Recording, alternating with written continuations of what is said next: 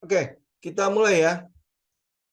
Ini hari ini buat gantiin Sabtu, karena Sabtu saya yakin banget nggak mungkin terlalu banyak lah, pasti pada sibuk semua ya. Jadi kita market update-nya hari ini saya lanjutin yang kemarin. Kemarin kita udah bicara mengenai tembaga ya. Jadi ada tembaga di situ. Ini hari ini kita lihat Medco udah cukup melaju lah ya. Medco hari ini udah lumayan, bahkan ya kalau misalnya teman-teman lihat dari history technicalnya, dia sebenarnya sudah jalan sejak Agustus tahun lalu ya. Jadi udah hampir satu bagger di situ ya untuk si Medco sendiri. Nah, tapi teman-teman itu mungkin price in untuk Konoko ya yang kemarin diakuisisi. Jadi harapan kita adalah dia price in untuk itu. Nah, yang kita mungkin lihat itu adalah yang tembaganya. Tembaganya kan belum mulai itu. Oke. Nah, kemudian ada Delta Dunia Makmur. Ini kalau untuk Doit teman-teman bedah sendiri lah ya. Oke. Nah, kita mau lihat balik lagi adalah ke aluminium. Aluminium ini kemarin tuh masih kita baru membahasnya sekilas, kalau nggak terlalu ada yang bagus-bagus di situ, kecuali ya paling si ADMR. ADMR ini kan memang anak perusahaannya si Adaro ya. Jadi dia itu juga baru masuk ke bisnisnya si aluminium, itu mungkin di smelter. Jadi kemungkinan besar nanti dia ada kerjasama dengan salah satu ya. Salah satu ini masih tebakan kita ya. Jadi teman-teman nanti tinggal kita korek lagi. Ada satu perusahaan namanya Cita. Ya, Cita sama ADMR. Jadi apakah nanti ada urusannya, ada hubungannya, kita bahas dulu ya dari sini ya. Oke. Aluminium. Ini aluminium ya. Aluminium itu dihasilkan dari mana? Bahan bakunya bagaimana, terciptanya yang namanya aluminium. Karena kalau misalnya kita lihat ya mineral ya, itu kan paling cuma ada satu yang namanya Al kalau nggak salah ya, kode kimianya untuk aluminium ya. Ya, tapi kalau misalnya teman-teman cari bahan bakunya si aluminium, ternyata ada loh.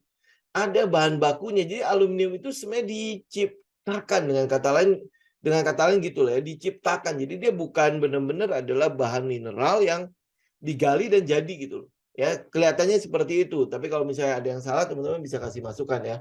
Tapi ini hasil riset saya mengatakan bahwa ini bukanlah barang jadi, kayak misalnya emas jadi gitu ya, perak kan udah jadi tinggal gali, tembaga udah jadi gitu kan. Nah, sedangkan aluminium itu ternyata hasil apa itu? Hasil pemanasan ya, hasil pemanasan, dan itu akhirnya terpisah. Ada sebuah mineral itu terpisah, nah salah satunya adalah aluminium. Nah, dia terbuat dari mana? Sebentar saya lihat dulu. Nih. Dia terbuat dari mana? Sebenarnya aluminium ini adalah terbuat dari namanya bauxit ya. Bauxit. Jadi bauxit itu dipanaskan dan akhirnya ada salah satu bahannya itu adalah yang namanya aluminium ya. Nah, jadi makanya teman-teman kalau bisa lihat ya, kenapa ada saham-saham yang di sini yang di bauxit itu juga naik, juga ikutan naik ya. Nah, salah satu sebabnya adalah yang kemarin kita sempat bahas ya, bahwa bahan baku untuk penggunaan kendaraan listrik itu ada 3 ini. Ini yang gede ya, yang gede-gede ya. Memang ada yang lain lah, tetapi ini yang gede-gedenya. Jadi di situ ada nikel, ada aluminium untuk rangkanya mobil, selain baja ya, ada tembaga di situ. Nah, yang kita mau bahas kemarin kan kita udah bahas nikel udah dari tahun lalu lah ya, kita udah bahas itu.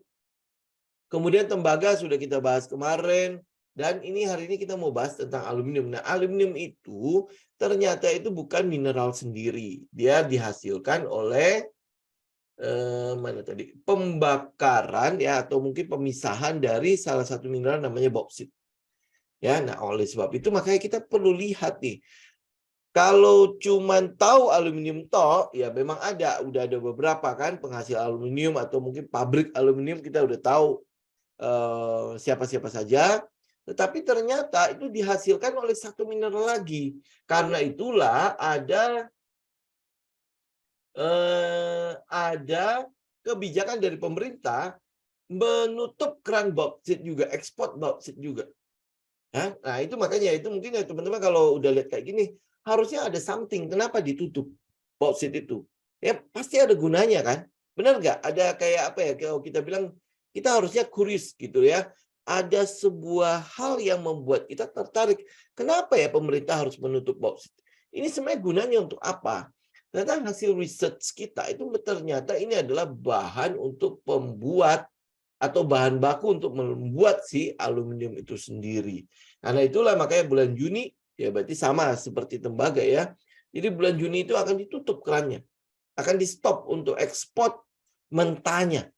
Itu benar-benar di-stop. Nah, karena dia adalah penghasilnya aluminium dan salah satu komponen utama di dalam kendaraan listrik, maka kita mau tahu juga dong ada perusahaan apa yang di dalamnya sehingga kita bisa memprice in dari sekarang. Jadi nggak nanti ngejar gitu ya. Kayak misalnya yang saya bilang ADMR, Medco itu udah saya dengungkan dari tahun lalu kan. Ya, tapi kalau misalnya teman-teman belum melihat ada sebuah harga yang berlari, kita belum kejar. Nah, itu kadang-kadang ya kita begitulah ya. Oke. Nah, yang kita mau lihat adalah penghasil bauksit itu siapa? Penghasil bauksit itu ya rata-rata juga adalah penghasil emas.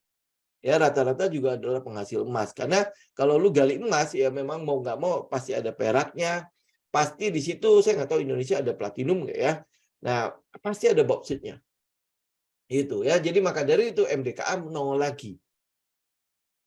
Oke. Nah saya mau mungkin teman-teman nanti perhatikan ya.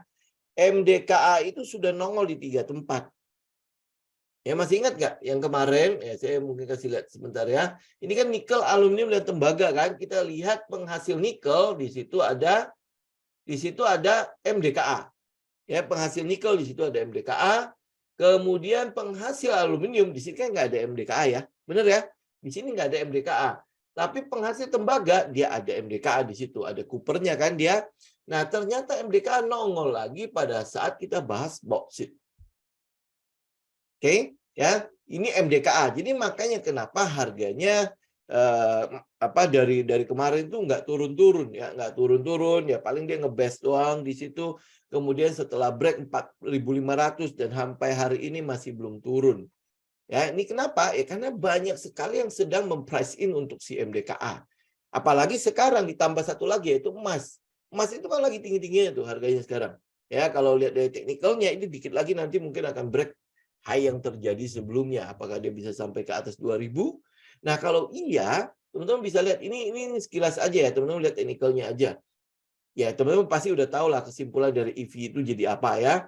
MDKA itu punya semuanya. Jadi untuk ekosistem si electronic bicycle itu atau kendaraan listrik itu, lu udah pasti bisa pilih cukup satu emiten yaitu si MDKA. Udah titik. Jadi konklusi kita udah kayak gitu aja. Ya, tetapi harga MDKA sekarang berapa? 4.900 kan? Ya, 4.900. Kalau kita mau dapat bagger, berarti harga ini harus naik sampai ke 10.000. Mungkin nggak MDKA bisa naik sampai segitu? Atau kita cari emiten yang lebih mudah untuk naik ke situ. Nah, ini tujuan kita melakukan research. Oke, kalau kita udah research, kita udah tahu MDKA itu untuk pricing untuk apa. Oke, clear ya? Tapi ya buat saya MDKA sudah tidak menarik. Karena untuk menarik dia menjadi bagger, tentu butuh usaha yang lumayan. Ya, oke, dia bisa aja kayak Harum. Tapi Harum ingat, Harum waktu awal itu mulai dari ya nggak terlalu liquid-liquid banget loh. Maksudnya ya cuman lot size-nya kalau teman-teman lihat di order book itu cuman ratusan ya paling banyak itu 1.000 lot. Ya, nah setelah dia stock split baru banyak. Nah sedangkan MDKA dari sekarang aja dia udah lumayan banyak. Jadi dibutuhkan apa ya kita bilang likuiditas yang luar biasa lah untuk kita menaikkan MDKA. Tapi ya oke, kita tahu bahwa sekarang pergerakan MDKA itu pricing untuk apa? Karena dia memiliki segalanya, termasuk nikel. Nikel yang sebentar lagi akan IPO. Kita akan lihat MDKA nanti ya. Kemudian ada Antam. Jadi Antam itu diklaim sebagai penghasil bauksit terbesar di Indonesia. Penghasil bauksit terbesar di Indonesia. Dan kebetulan tempat atau tambang produksi terbesarnya bauksitnya si Antam itu ada di Kalimantan Barat. Teman-teman kalau misalnya ada tinggal daerah situ, teman-teman pasti tahu ada satu tempat namanya Mempawah dan Monterado. Ya, itu kurang lebih situlah. Jadi dua tempat itu saya cukup kenal lah ya.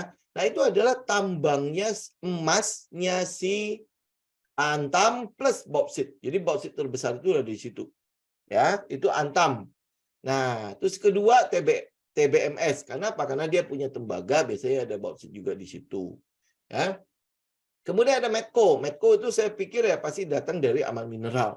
Ya, kalau teman-teman cari ya, karena Aman Mineral kan ada tembaganya, ada emasnya juga. Biasanya nongol pasti ada bauksit-nya. Nah, komposisi bauksit di Aman Mineral itu berapa besar? Teman-teman search ya. Kenapa? Karena kalau saya mau untuk mendapatkan komposisi tambang mineral yang berhasil ditambang oleh si Aman Mineral itu lebih besar cuma di tembaga dan sedikit di emas. Tapi bauksitnya saya masih belum lihat. Kemudian PSAB itu berarti ya karena ikutan dari si emasnya. Kalau kalau benar-benar bauksitnya itu mungkin tidak sebesar emasnya PSAB ya. Nah, satunya lagi adalah Cita. Oke? Cita. Nah, Cita ini selain penghasil dari si aluminium itu, kenapa dia penghasil aluminium? Karena dia memiliki bahan baku penghasil aluminium yang terbesar di Indonesia. Ya, jadi cadangan si bauksitnya, si Cita itu paling gede. Nah, makanya saya merahin. Oke? Cita itu paling gede. Jadi nanti kita akan lihat Cita ya, tapi nanti saya kasih tahu berita buruknya. Oke? Ya, jadi untuk aluminium udah nggak ada yang bisa ngalahin Cita. Karena dia punya bahan bakunya, dia punya smelternya, dan dia bisa menghasilkan aluminium yang banyak lah. Kenapa? Karena bahan bakunya ada di dia. Otomatis ya kalau dugaan saya adalah dia pasti lebih murah. Ya, dia pasti lebih murah. Tetapi ya nanti kita lihat, oke? Kemudian ada Indi. Indi juga ini baru ya. Ini baru mengakuisisi lewat anak perusahaannya namanya Indika Mineral Investindo. Ya, seperti apa akuisisinya itu masih baru tahap akuisisi. Kemudian ada Adaro dari sisi smelternya. Nah, ini mungkin ya teman-teman ya, ini sekilas aja ya. Teman-teman nanti akan mulai lihat ada hubungannya Adaro sama Cita. Jadi ya, nanti hubungannya sama si ADMR-nya. Kelihatannya mungkin akan mengarah ke situ. Tapi ya kita cek dulu ya. Nah, saya bahas dulu dengan Cita. Ya, saya bahas dulu Cita. Cita itu ini yang tahun 2021 ya. Laporan keuangannya di 2021, laporan tahunannya. Jadi Cita itu melakukan kegiatan pertambangan bauksit. Jadi Cita itu teman-teman kalau mungkin sering dengar tentang Lim Haryanto. Yang kemarin sempat dipanggil sama KPK. Nah, itu punyanya Cita. Jadi Harita Group itu ownernya ya. Nah, itu melakukan pertambangan bauksit, kemudian menghasilkan ini MGB apa segala macam lah, ini teman-teman tinggal lihat ya. Nah, ini dan memproduksi smelter grade aluminium. Ya, aluminium ini adalah bahan dasar untuk si aluminiumnya itu melalui anak perusahaannya namanya Well Harvest Winning Aluminium Refinery. Ya, ini yang si Cita, oke? Nah, lebih jauh tentang Cita, mana yang Cita punya ini? Ya, nah lebih jauh tentang Cita ini. Teman-teman lihat ya, dari 2021 cadangan bauksitnya si Cita itu masih 144. Ya, 144,5 juta WMT ya. WMT itu mungkin ton gitu ya. Itu teman-teman nanti cek sendiri. Tapi ini cukup gede ya, besar sekali dengan kandungan aluminium oksida. Nah, ini yang bauksitnya itu dilebur atau dipanaskan lah ya. Tinggal lihat cara dia bagaimana cara dia memisahkan dan akhirnya mendapatkan yang namanya Al itu ya. Aluminium itu Al2 oksida. Ya, bagaimana caranya dapat itu ya. Oke, nah ini jadi dibilangnya jumlah terbesar produksi bauksit. Cita tahun 2020 itu sekitar 11 juta. Ya, 11 juta. Ini mungkin metric ton weight-nya itu apa gitu ya. Teman-teman tinggal lihat. Ya, jadi kalau dibandingkan dengan total cadangannya dengan itu, maka Cita masih cukup untuk memproduksi sampai 13 tahun ke depan. Ya, sampai 13 tahun ke depan. Jadi gede banget. Ya, sumber dayanya totalnya kalau dikalkulasi sumber daya totalnya itu ada 334, jadi dia bisa memproduksi bauksit sampai 30 tahun ke depan. Jadi kalau di ukuran untuk komoditasnya, jadi Cita itu nggak mungkin lah jadi perusahaan yang tiba-tiba besok bangkrut gitu. Atau besok nggak ada. Ya, nah, kita cuma butuh setahun aja. 2023 begitu EV-nya sudah itu, atau mungkin sudah bagger, atau mungkin ngincar multi bagger, begitu dia udah selesai dengan trendnya, kita udah keluar. Ya kan, kita nggak butuh juga sampai sampai 30 tahun ke depan, yang nggak butuh juga kita nggak mungkin juga selama itu kan. Oke, nah kemudian Cita ini sebentar ya, Cita ini yang saya bilang ada hubungannya sama Adaro. Jadi tujuan dia masuk ya, atau membeli atau mungkin mengakuisisi sejumlah saham yang ada di anak perusahaannya si Adaro, yaitu pembangkit listriknya. Ya, teman-teman bisa baca lah, ini Kalimantan Aluminium Industry. Itu dia ini adalah anak perusahaannya si Cita kerjasama dengan PT Kaltara Power Indonesia. Ini punyanya Adaro. Ya, punyanya Adaro. Jadi kenapa dia masuk situ? Mungkin ya, satu, karena dia kan ada smelter si Cita itu. Jadi dia ingin listriknya itu udah clear.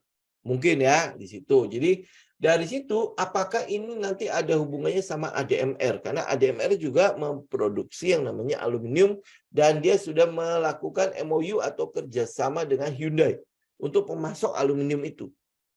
Ya, jadi ya teman-teman tinggal lihat apakah Cita ada kebagian atau itu murni. Jadi ADMR punya sendirian. Ya, ADMR saya nggak akan bahas di sini.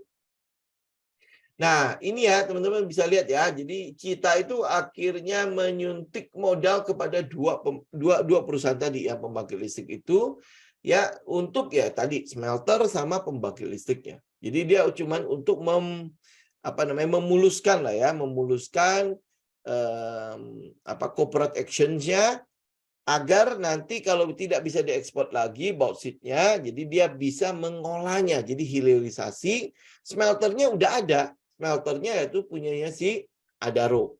Ya, jadi makanya dia boleh dibilang dia mengambil sebagian. Jadi ya dia memastikan lah kalau nanti bauksit-nya kepake gitu loh. Ya, jadi nggak ke depannya tiba-tiba gedebuk-gedebuk gitu, gue harus bangun smelter, karena smelter itu kan tidak semudah itu ya untuk dibangun kan. Jadi yang sudah ada itu yang harus dia incar duluan. Oke. Nah, berita buruknya mengenai Cita adalah dia tidak liquid. Ya, dia tidak liquid, walaupun kita melihat data-datanya bagus, tetapi dia tidak liquid. Tidak liquid itu dalam arti kalau teman-teman punya modal yang gede, kita nggak bisa masuk. Masuk bisa, oke? Masuk bisa, tapi nanti keluarnya setengah mati. Karena lot size-nya di order book itu kadang-kadang cuma 1 lot, 100 lot, kayak gitu-gitu loh. Ya, jadi kalau teman-teman mau berharap itu bisa masuk dengan modal besar, itu nggak bisa di Cita. Ya, nggak bisa di Cita. Karena itulah makanya balik lagi ke tadi mana MDKA. Ini kok slide saya jadi itu ya, kebalik-balik ya. Nah, karena itulah kita ngelihat pertama itu adalah ini market leader-nya lah, MDKA. Kenapa MDKA disebut sebagai market leader? Karena dia hadir di semua komponen yang berhubungan dengan kendaraan listrik. Jadi udah serius banget ya, dia udah garap duluan nih ceritanya. Si Saratoganya udah lihat, si anaknya si William itu anaknya Edward ya, namanya William ya, teman-teman nanti cek sendiri lah ya. Nah, yang ada di MDKA, kemudian ada satu lagi keluarga Thohir ya, keluarga si Adaro ya. Ini kan kurang lebih 3 serangka itu selalu akan ada tuh. Ya, mereka udah mempersiapkan si MDKA itu menuju ke sana. Jadi kalau teman-teman lihat nikel, bentar lagi mereka akan IPO, anak perusahaannya yang berhubungan dengan nikel. Kemudian ada tembaga, ya udah clear ya, dia punya tembaga dan dia punya bauksit. Ya, bauksit dari hasil tambangnya di emasnya. Jadi tembaga, emas, ya dia pasti ada hasil bauksit-nya. Jadi udah one stop lah.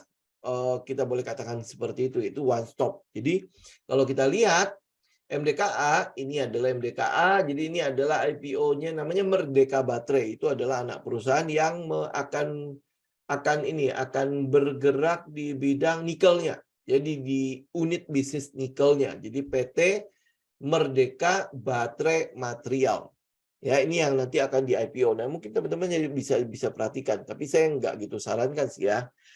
Teman-teman ngejar yang IPO, karena kalau buat trading kan sebenarnya kita tidak terlalu punya histori untuk teknikalnya ya, tetapi kalau teman-teman melihat data ini, apalagi ini cuma nikel loh. Nikel kan maksudnya kita masih punya kayak Harum ya, mungkin udah ready, Antam yang juga mungkin udah ready walaupun lelet gitu.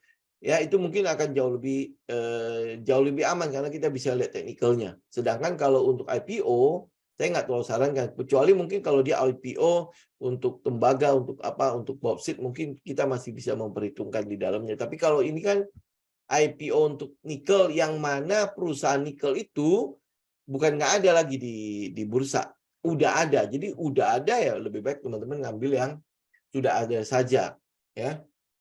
Kecuali yakin banget gitu dengan data-data yang dimiliki, terus teman-teman berani hold. Ya, berani hold ya silakan ikut IPO-nya. Tapi untuk trading ya enggak. Oke.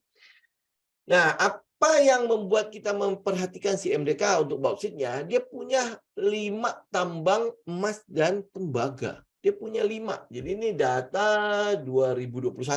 2021, 2022 punya saya cari udah agak susah. Jadi kita mau nggak mau dapat yang lalu lah. Jadi yang pertama adalah ada 7 Bukit Gold Mine ya. Di situ ada kurang lebih dia memproduksi setahunnya itu kurang lebih 124.730 ini emas. Ya, emas. Nah, di antara emas itu dia punya berapa banyak tembaga, dia punya berapa banyak sih bauxitnya. Ya, kalau emasnya itu dominan ya biasanya ya minimal ada 10, 20, 30% itu ada di tembaga atau di bauxit. Itu biasanya kayak gitu ya. Kedua ada proyek di 7 Bukit Cooper atau Golden Project ya. Ini kalau tidak salah yang ada di Banyuwangi deh. Ya, itu ada 8,8 juta ton tembaga dan 28 juta ton emas. Ya, ini yang kedua nih. Jadi tambang-tambangnya sebenarnya udah banyak banget ini yang MDKA. Kemudian untuk proyek tembaganya tahun ini, berarti tahun 2021 ya, MDKA diperkirakan akan menggali 600, ya berarti hampir 60 hektar sampai 70 hektar, karena 60.000 sampai 70.000 meter untuk mengkonfirmasi target eksplorasinya. Ya, jadi dia akan, ini berarti udah lumayan gede lah ya untuk tembaga. Karena seperti kita tahu ya, tembaga itu demand-nya itu sebenarnya udah ada. Jadi demand-nya itu bukan cuma untuk kendaraan listrik, tapi dia udah di konstruksi ya, untuk kehidupan sehari-hari, untuk listrik, untuk pengantar listrik, termasuk di dalamnya mungkin udah digunakan untuk elektrik segala macam, itu semua udah ada. Nah, ketambahan demand di kendaraan listrik. Ya, itu yang kita mau lihat. Supply-nya ya begitu-gitu saja. Kenapa? Karena tidak banyak ya tambang-tambang yang ada di Indonesia yang apa ya, lu lihat ada demand tembaga, terus lu langsung cari dan langsung dapat, nggak bisa kayak gitu. Tambangnya ya udah di situ-situ aja. Makanya teman-teman lihat tambang nikel ya banyak kan di daerah timur, ya daerah Sulawesi dan daerah Ambon. Itu udah di situ-situ aja. Nah, daerah emas ya mungkin dia ada sedikit di daerah Kalimantan ya. Lebih banyak ke arah Australia ya, itu lebih banyak di daerah situ. Sama tembaga juga gitu. Jadi nggak setiap tempat bakalan ada dan langsung lu bisa dapat ya. Oke, jadi teman-teman perhatikan itu ya. Kemudian ada namanya yang ketiga itu ada tambang Wetar ya, Wetar Copper Mine. Ini daerah mana teman-teman cari sendiri lah. Ini adalah, saya nggak bakal bacain lagi ya. Ini adalah 5 tambang emas dan tembaga plus di dalamnya pasti ada bauksit. Ya, cuma nggak disebutin biasanya karena kandungannya nggak tahu banyak. Ya, karena kandungannya nggak tahu banyak, tetapi minimal ada. Ya, minimal ada. Jadi kita bisa ngeliat di situ. Nah, ya trigger untuk semua itu selain electronic vehicle adalah ya ini dua ini. Ya, di mana ekspor bauksit akan di stop mulai Juni tahun ini 2023. Jadi kita nggak bakalan tunggu sampai Juni 2023. Karena kalau teman-teman tunggu di sana, udah di-price in. Ya udah di-price in. Jadi oleh sebab itu kita pasti udah mulai. kita udah mulai. Bahkan ya teman-teman bisa lihat lah, akumulasi yang dilakukan oleh market maker itu bukan hari ini. Pasti sudah terjadi di bulan Desember, di bulan November.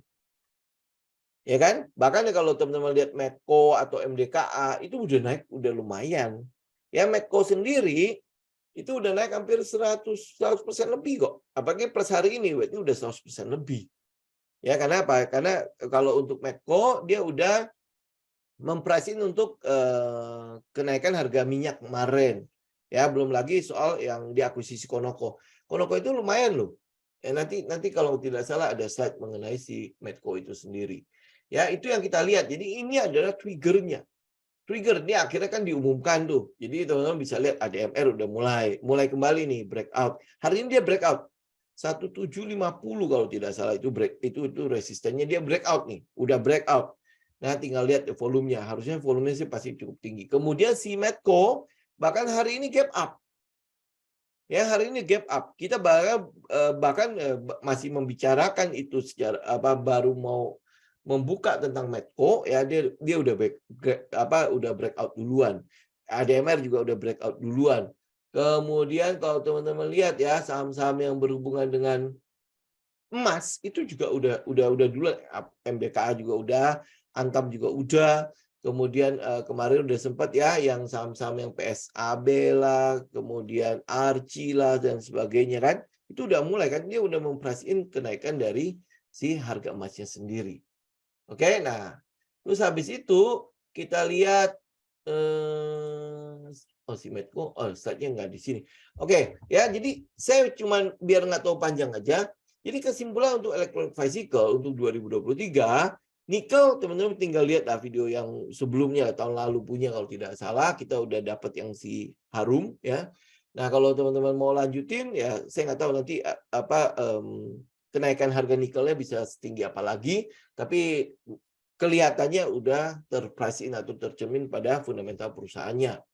Oke, nah kesimpulannya untuk EV di 2023, pilihan utama kita sebenarnya ada di MDKA. Kalau lihat data-data yang ada ya, pilihan utama kita ada di MDKA.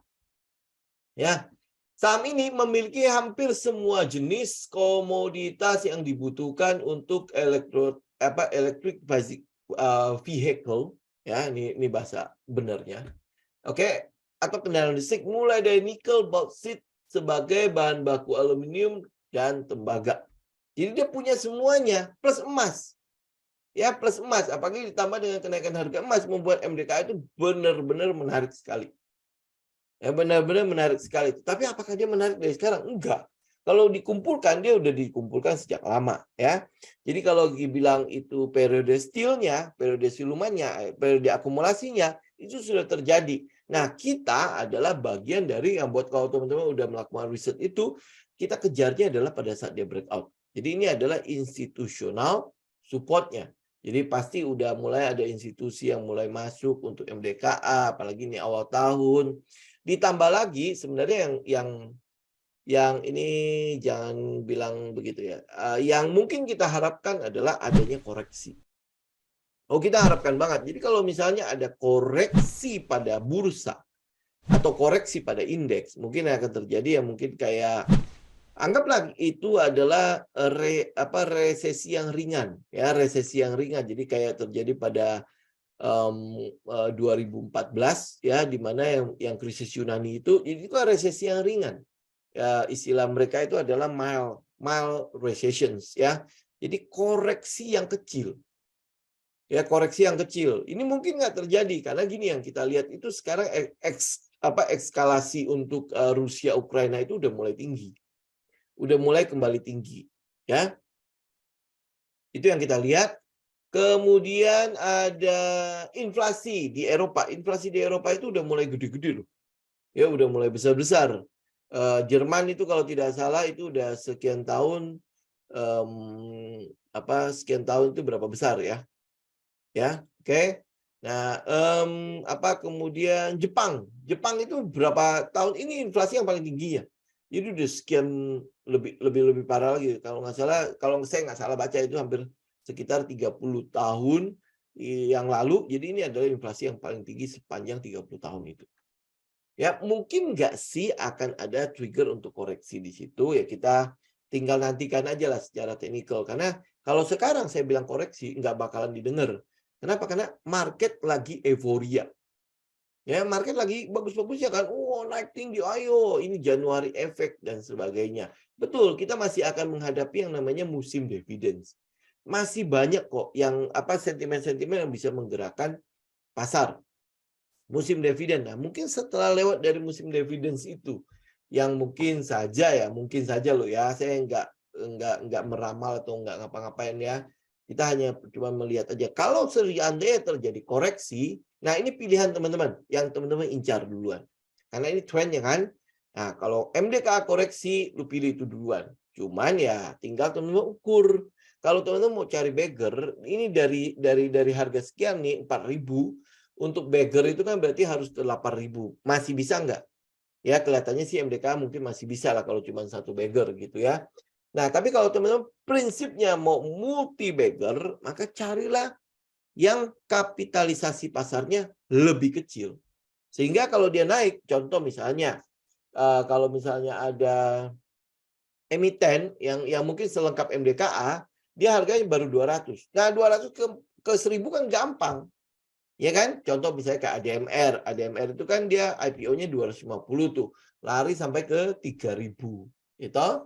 Nah, jadi ya kita ngambil yang kapitalisasinya yang masih relatif kecil, tetapi memiliki dampak untuk perubahan fundamentalnya itu gede. Ya, ngerti ya? Teman-teman gini deh. Anggap ilustrasinya kurang lebih begini. Lu buka warung. Tiba-tiba didatangin satu partai besar. Dia bilang, oke, gua mau lu mensuplai semua keperluan konsumsi selama gua kampanye. Ya kampanye kan bisa berbulan-bulan tuh. Lu sebuah warung yang kecil dapat order sebesar itu kayak apa ya? Lu ketiban rezeki yang gila lah. Ya, dan dia bayar di muka lagi. Wow, itu lu bisa gedein warung lu tiba-tiba sampai berapa besar? Ya bisa gede banget kan? Nah, itu kurang lebih analoginya ya. Itu kurang lebih bayangan teman-teman ya. Kenapa kalau teman-teman mau dapetin multi bagger, pilih yang kapitalisasinya kecil, tetapi dia kemasukan income yang begitu besarnya. Nah, sedangkan kalau dia udah kapitalisasi besar, lu kemasukan income yang ya cuma segitu-segitu ya, naiknya cuma pelan-pelan sedikit doang gitu ya. Ngerti ya? Jadi kalau seandainya terjadi koreksi, ya memang kita akan lihat dulu MDKA. Ya, kita akan lihat dulu MDK. Nah, pilihan keduanya, kayak MDK udah tinggi ya. Pilihan kedua adalah gabung. Mau nggak mau, teman-teman berarti pecahkan modalnya. Ya, pecahkan modalnya. Jadi teman-teman pilih bisa gabungan adalah ADMR. Ya, ADMR. Karena apa? Kenapa kita ngelihatnya ADMR? Karena ADMR itu sudah mendapatkan kepastian untuk produksi aluminiumnya. Jadi dia udah tinggal setor aja ke Hyundai. Karena dia sudah, jadi kasarnya ngomongnya gini lah ya, gue memproduksi barang, gue udah nggak pusing-pusing cari pemasaran. Gue udah tahu, gue memproduksi berapapun diserap gitu loh. Ya kita belum tahu nih berapa gede dari MOU yang ada antara Hyundai sama si ADMR-nya ya. Tapi seenggaknya kita tahu bahwa dia tinggal oper doang gitu loh. Ya, tinggal oper doang itu ADMR, makanya pilihan kita ADMR. Terus habis itu harganya itu juga turun dari 3.000-an sekarang udah tinggal 1.000-an kan. Jadi udah di tengah lah. Ya udah di tengah. Kalau bisa turun lebih rendah lagi itu lebih baik. Nah, maka dari itu kalau misalnya ini balik lagi ya, kalau misalnya terjadi nih koreksi pada bursa, terus habis itu mereka juga koreksi, itu yang lu incer. Jadi lu bisa dapat harga lebih murah. Tapi kalau nggak bisa tahu nih koreksi apa enggak, nah maka dari itu kita cicil. Ya kita cicil, kita bagi dalam beberapa kali cicilan. Seandainya terjadi koreksi, nah cicilan gede kita di bawah. Kalau enggak ya lu cicil ke atas. Jadi melakukan average up gitu. Ya ini untuk aluminiumnya. Nah pilihan kedua untuk tembaga, teman-teman bisa pilih Medco atau Duit. Medco atau Duit. Karena kan kita incarnya bagger aja lah ya. Kalau teman-teman ambil multi bagger mungkin kita masih bisa dapat lah ada beberapa bagger di atas. Kayak misalnya ADMR ya, batu bara ya, batu bara kan itu batu bara metalurgi tinggi kan, itu biasanya dipakai untuk stainless steel ya, itu jadi mereka mungkin saja nanti masih akan ada pemasukan dari situ. Ya, kemudian ya kita lihat untuk aluminiumnya. Sedangkan untuk Medco yang kita lihat adalah, nih teman-teman lihat ya Medco ya. Oh, ini ada beberapa lah yang saya simpulkan di sini ya. Medco itu yang kita price in, yang price in untuk Konoko itu sebenarnya udah terprice in, udah tercermin dari harga saat ini. Karena Konoko ini itu kan dia memiliki jaringan pipa. Jaringan pipa yang ada di daerah Sumatera. Yaitu untuk pipa gas. Ya, jaringan Sumatera. Jadi nggak tahu bersebelahan dengan yang punya raja atau enggak ya, atau dia punya sendiri ya. Nah, itu dia udah punya kontrak jangka panjang dengan beberapa perusahaan-perusahaan migas di Indonesia dan di Singapura. Dia udah punya, ini kontraknya jangka panjang. Jadi otomatis ya sebenarnya dengan akuisisi Konoko itu mendatangkan arus kas kepada si Medco itu sendiri. Tapi ini kan sudah kejadian di 2001-2002 kan, ya kan? Nah, sekarang yang kita mau price ini itu adalah si tembaganya. Si tembaganya. Jadi pertama itu tembaga itu mendapatkan sentimen itu dari kemungkinan besar terjadinya penutupan untuk bahan baku. Jadi lu harus hilirisasi. Ya, si Aman Mineral udah ready smelternya. Kemudian ada pembukaan China, pembukaan ekonomi China. Jadi udah lockdownnya kan udah enggak tuh. Jadi dia udah buka. Nah, dengan dibukanya, jadi berarti perekonomiannya akan mulai bergerak kembali yang ekonomi China. Dan kita tahu bahwa dengan bergeraknya ekonomi China, permintaan terhadap komoditas itu akan membesar. Permintaan terhadap komoditas itu akan membesar. Ya. Nah, itu berarti ya salah satunya adalah tembaga. Kenapa? Karena ya negara pengimpor tembaga terbesar ya dia. Karena dia hampir boleh elektronik diproduksi di situ, lu lihat barang-barang lain juga produksinya di situ, ya kan? Kabel-kabel juga pasti produksinya di situ dan sebagainya. Oke? Nah, ini yang kita lihat ya. Kemudian ada peluang, masih ada peluang di di migasnya, minyak dan gas. Masih ada peluang untuk itu selama si Rusia sama Ukraina masih perang, kita mungkin masih akan kebagian gas. Ya, mungkin masih ada gejolak di gas. Ya, gasnya mungkin masih akan kebagian lah. Teman-teman bisa cek lah bagaimana import gas dari si Medco itu menuju ke Eropa, atau oil juga mereka import, mereka ekspor kan untuk tambang-tambang mereka gitu ya. Nah, ini yang kita lihat ya. Jadi ada cukup banyak sih sebenarnya sentimen untuk si Medco-nya. Termasuk di dalamnya Aman Mineral yang kerjasama sama BRMS. Ya, Aman Mineral yang kerjasama sama BRMS. Jadi BRMS pasti punya bauxit juga ini. Punya bauxit, punya namanya tembaga. Cuman porsinya kecil. Jadi daripada dia olah itu udah pasti rugi. Nah, operasionalnya mungkin akan dilempar ke si Aman Mineral. Ya, kita akan lihat kerjasamanya seperti itu. Kedua, yang keberapa lagi ya? Yang kita lihat lagi adalah ya selanjutnya ya. Yang kita lihat lagi adalah ada kekuatan besar sekarang di balik si Medco maupun BRMS, yaitu Grup Salim. Ya, saya pikir ya teman-teman tahu lah ya, pengusaha itu kan biasanya mereka punya insting di depan ya. Ya, apalagi mereka punya uang ya. Makanya kenapa masuk ke BRMS, kenapa masuk ke Medco. Ya, terus habis itu ya tahu lah Grup Salim udah bergerilya kemana-mana kan, termasuk di dalamnya infrastruktur segala macam tuh. Ya, Meta ya dia beli, ya, tol dia udah mulai beli dan sebagainya. Teman bisa lihat lah. Jadi ini kalau disimpulkan ya, Medco tuh punya uang untuk melakukan ekspansi. Medco itu udah secara infrastruktur dia udah siap, smelter dia udah ada, ya di Aman Mineralnya, tembaga dia udah bisa memproduksi. Nah, sekarang harga tembaga juga mulai naik. Ya, nah, si minyaknya itu juga masih cukup stabil. Ya, setelah dia turun, ini kalau nggak salah ada stabil di sekitar 70-80 kan minyak kan, termasuk gas. Gas juga cukup stabil di situ.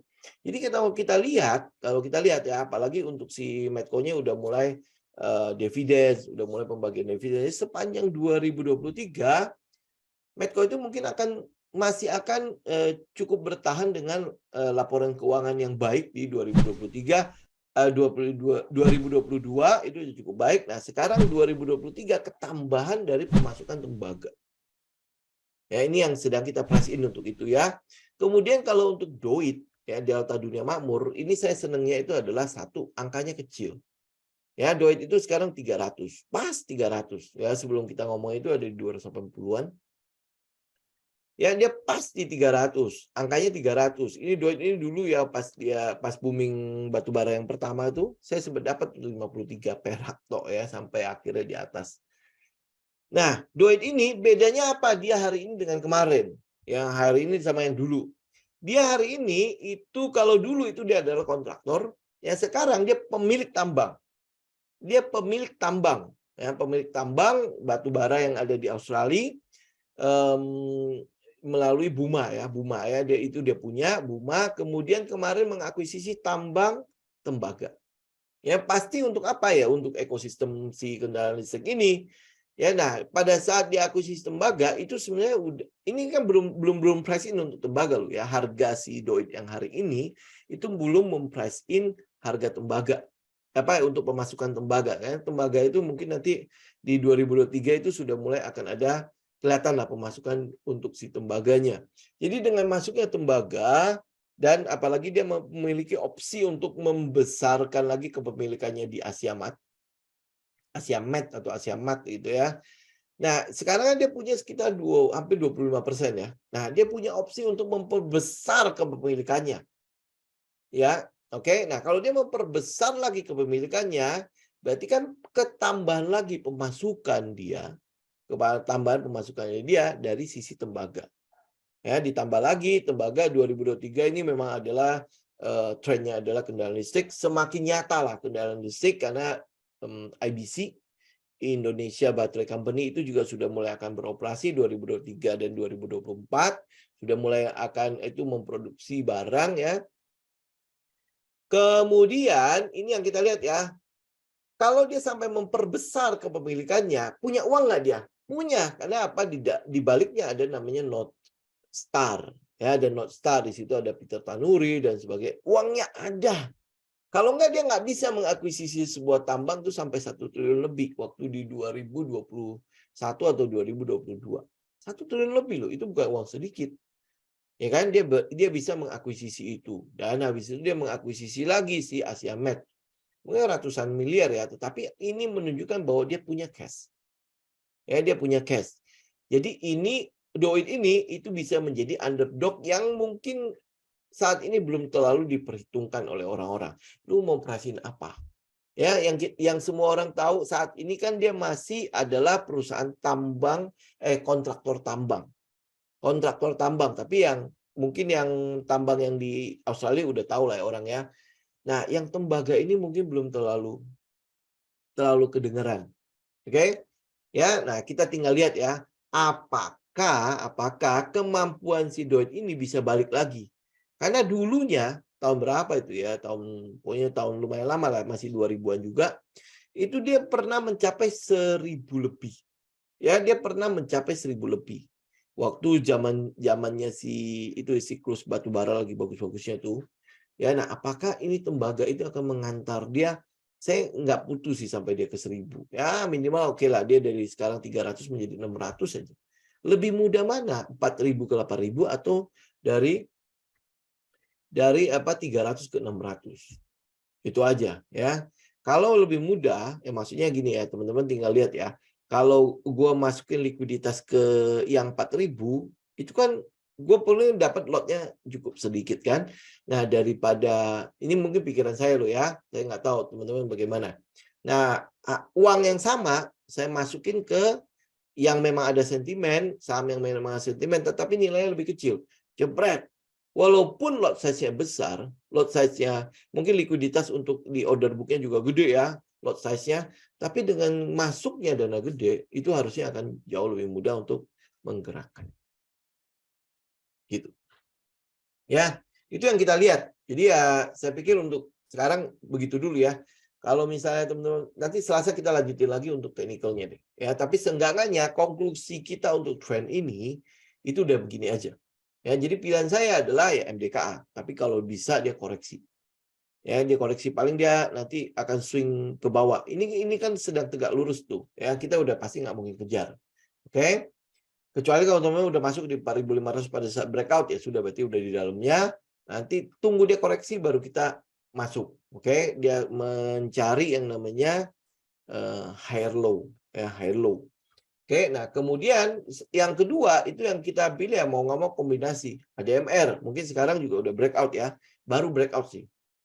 Baru breakout, jadi ya masih punya itulah, masih ada sedikit kesempatan untuk kita kejar.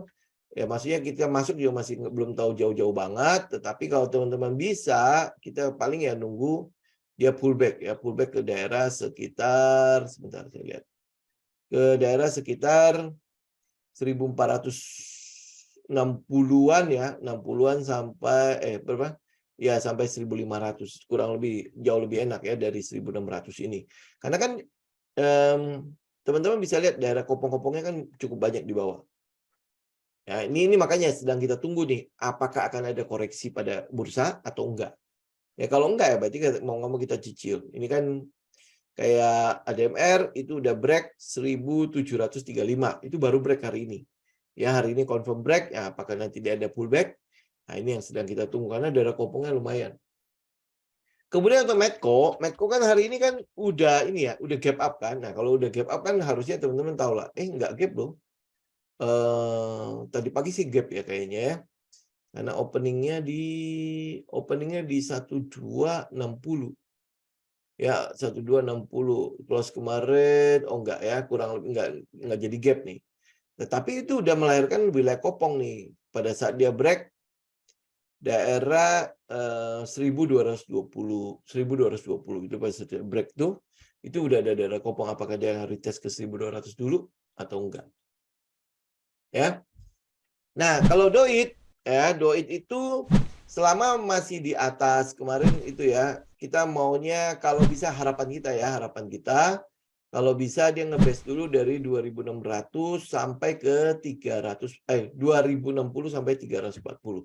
Ini daerah ini sebenarnya kita masih bisa melakukan cicilan, tapi ingat semua saham ini itu sifatnya long term. Ya, long term karena kita bahasnya adalah trend electric vehicle untuk 2023. Nah, jadi ya berarti ya kita ngincernya beggar. Karena setiap awal tahun kan kita mau korek ada saham-saham yang bisa potensi beggar. Sama kayak tahun lalu lah. Tahun lalu kalau tidak salah kita bahas Harum, bahas Raja. Ya Raja itu kan pipanya kan yang sedang kita nantikan kan. Nah, akhirnya udah jadi ya, udah kelar kan. Dan saham-saham yang lain lah. Ya, nah tahun ini sama yang kita kejar itu ya ini MDKA, ADMR, Eko, Doit. Ya mungkin ada yang lain kayak misalnya TBE, TBMS itu sebenarnya itu bukanlah ini ya. TBMS itu sebenarnya bukan emiten yang ece-ece loh. Itu emiten punyanya SCCO. SCCO itu adalah kabel.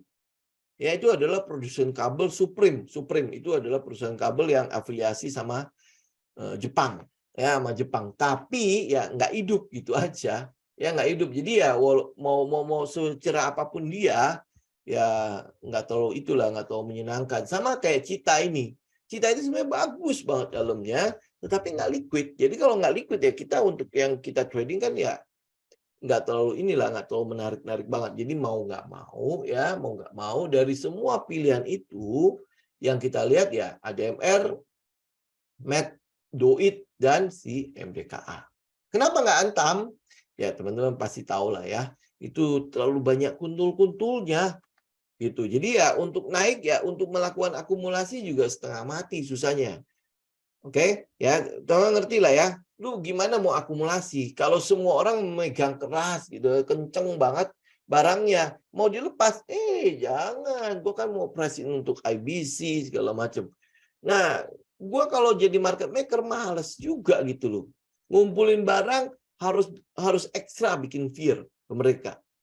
Ya ekstra bikin fear. Nah, masalahnya ekstra daripada gue ekstra mending gue lihatlah ke tempat lain. Bener kan? Di situ ternyata ada MDKA, makanya mereka ngambil ke MDKA. Apalagi ownernya MDKA kan lumayan itu ya, lumayan pinter membuat saham-sahamnya volatile. Ada ADMR dia. Sebenarnya ADMR itu ya ada saudaraan sama MDKA lah. Kan dia anaknya si Adaro juga kan. Adaro kan sebenarnya ada di MDKA juga. Ya, kemudian Medco itu benar-benar lepas sama si Delta Dunia Makmur. Ya, sebenarnya ada satu lagi yang mau kita lihat adalah Indika. Ya, Indika yang kerjasama sama Foxconn. Tapi ini nanti kita tunggu kejelasannya dulu. Kira-kira berapa lama sih ya pembangunan pabriknya, ekosistemnya gimana? Kalau Foxconn sama Indika ya kita nggak ragu sih ya. Cuman ini masih sebatas kita masih belum lihat groundbreaking-nya, kita belum melihat progresnya gitu loh setelah MOU kemarin, setelah penandatangan LOI ya, letter of itu apa ya, intense atau apalah gitu. Itu kurang lebih. Jadi ya nanti kalau Indi ada ya kita nanti tinggal kita update si Indinya. Ya. Oke, jadi pilihannya itu dulu ya. MDKA, Adaro, ADMR, Medco dan Doit. Ya, kita akan lihat nanti teknikalnya. Selasa kali ya, Selasa karena besok kan udah persiapan Imlek tuh, ya Minggu, Senin libur Imlek. Oke, kalau tidak ada, kita ketemu nanti hari Selasa depan ya. Selasa depan saya akan coba membahas teknikalnya dulu sebelum kita masuk ke ini ya, tren-tren yang kecil-kecil ini. Ada pemilu di situ, ada infrastruktur di situ, dan ada pariwisata. Infrastruktur ini teman-teman juga perhatikan ya, ada satu berita yang inilah ya lumayan. Vanguard itu sudah masuk ke Adikarya. Ya memang ini saham ini cukup kita perhatikan kan. Kenapa? Karena mungkin Juli ini sudah mulai akan ada pembayaran terhadap LRT. Karena Juli ini sudah harus beroperasi. Ya biasanya kan kalau setelah selesai itu project itu biasanya ada pembayaran tuh. Ya jadi udah ada cash lagi. Kemudian kemarin kan dia baru issue tuh, issue-nya dapatnya lumayan tuh. Dia ada cash lagi. Dan habis itu ketambahan lagi dengan proyek IKN. Ketambahan lagi proyek yang di Manila tuh. Ya Manila itu lumayan gede tuh, LRT Manila. Nah, apakah dia bisa ke salah satu tempat lagi tuh? Kalau nggak salah tuh ada yang sedang dia tenderkan ya. Jadi ini kita sedang lihatin. Nanti ya kita akan bahas ini di minggu depan ya. Pelan-pelan kita akan sampai ke sana. Oke? Thank you semuanya. Teman-teman ingat ya, ini teman-teman bisa evaluasi kembali kira-kira trennya ada nggak di situ atau pilihan sahamnya juga nggak perlu harus tergantung di sini. Teman-teman bisa korek sendiri, research sendiri kan udah bisa ya. Ya, riset sendiri, korek lebih dalam lagi, kira-kira apa sih sebenarnya ada sesuatu yang bisa mencerahkan lu nggak? Ya, sehingga ya lu tahu gitu loh, oh market maker sedang melakukan akumulasi. Ini lo yang sedang diakumulasi. Jadi lu punya pegangan juga untuk mengikuti tren.